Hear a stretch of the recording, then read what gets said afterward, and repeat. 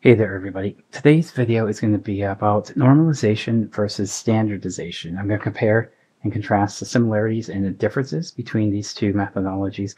So feature scaling is very important in any data scientist or machine learning individual's toolkit. Algorithms can or maybe cannot handle outliers too well. Some of them may not be able to understand an outlier, and they might think it's important and assign a higher weight or more strong bias towards these outliers, and these anomalies can be misunderstood as being important when they're really not important, right? So a good practice is to always scale your data by using normalization or standardization. There's a few different ways that we can do this. We can use absolute maximum scaling, min-max scaling, normalize the data, standardize it, or use robust scaling. So let's jump into it. We'll see a couple case study examples here, case studies, I guess. So here's one data set that I like a lot. I use it over and over in a lot of my videos. It's pretty flexible, pretty intuitive to understand what's going on.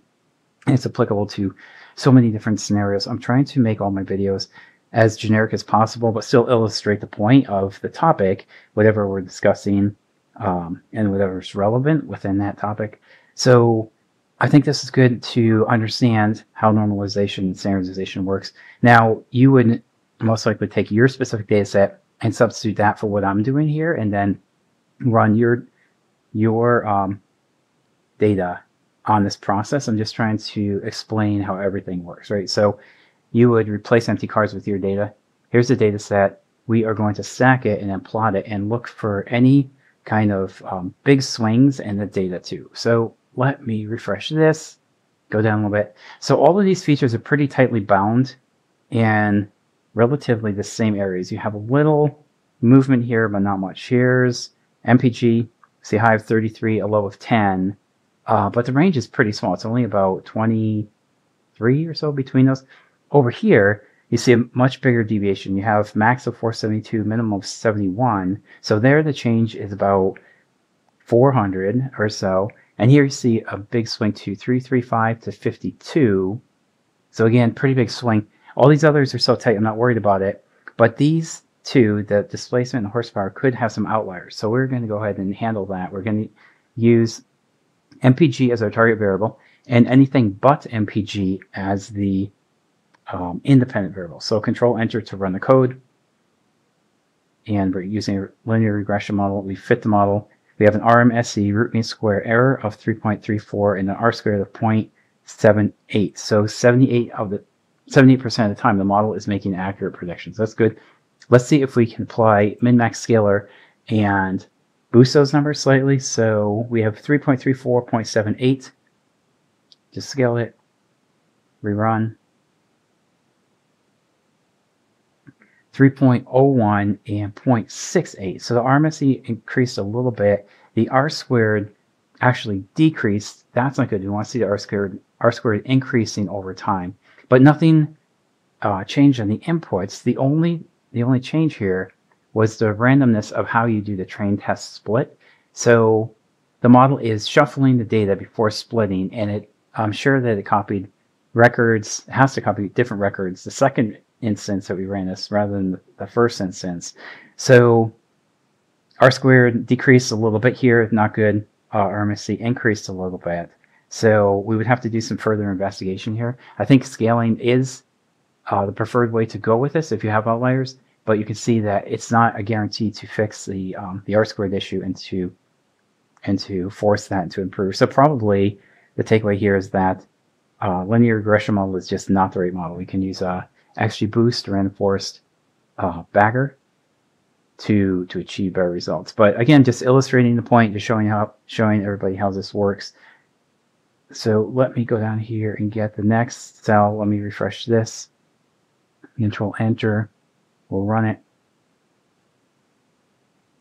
Okay, and now we'll stack it and look what the results are of the stacked data. Now this is the normalized data, right, using this technique, StandardScaler, right? And we apply the scale right over, looking for it, where is it? Oh yeah, right here, StandardScaler, and we fit we fit the data frame right there. So SC is the abbreviation for StandardScaler. It's fit, and this is the final data frame. So when you get that, the data's going to look very different. It's going to be between zeros and ones in all these cases because we're scaling it. And the original data look like this. Okay, 21, I have 21 MPG. Then we go over here. Horsepower displacement is pretty large. Right after you scale it, everything is pretty much on the same range of data. So let me refresh this and then plot the results. Okay, this is going from actually -1 to +1, just over -1, right? So it actually escaped that bound just a little bit. And this is -0.51, but we can see everything is pretty tight here, probably just over -1 to around 1.0. And when we replot it, that's exactly what we see here. We see the max 1.03, -1.24. It's just beyond that one threshold, but everything is pretty tight and pretty aligned at this point because we've applied the scaling. So all these features are going to be on the same level, relatively similar to each other, measuring different things, and the weights are going to be different, but it's going to be much tighter than what we saw in the initial view. So that's a lot of it. That's pretty much all of it. Normalization is the process of rescaling from 0 to 1. We use the MinMaxScaler, so the output is a little bit different. And again, we train the model to be less sensitive to extreme features, right? So it doesn't mislearn or think that that feature is very important when probably it's not very important. It's just an outlier, it's just an anomaly. The alternative thing you could do is remove all of those anomalies. You can do a z-score test and find out if some data point is over 3 standard deviations away from the mean. You might want to just eliminate those.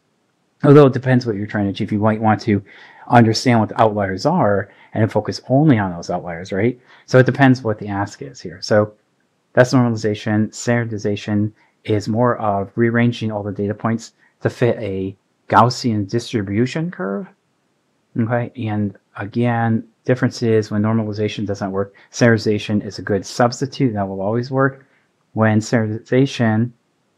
standardization, your data isn't bounded. Like normalization, you'll have 0 to 1. Standardization, everything is going to be kind of on the same scale, but it's not going to be, it could go below 0 like we saw, and it could go above 1 like we saw.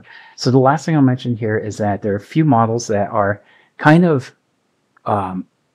sort of immune to scaling. Like they can overcome these problems of dealing with outliers very easily, just naturally. You don't have to scale the data, right? If you use a tree-based model, ensemble model like XGBoost, random forest booster, any kind of rule-based model is immune to these outliers. Naive Bayes, k-nearest neighbors works well, even if there's outliers in the data. And linear models like regularization L1 or L2 are great for preventing the model from overfitting and learning the noise of the data. It pulls everything back into alignment of where most of the data points are, and assigns a much lesser weight to those anomaly data points. So that's pretty much it, guys. Hopefully you learned a couple new things today. Thanks for your time. Have a great day. Bye.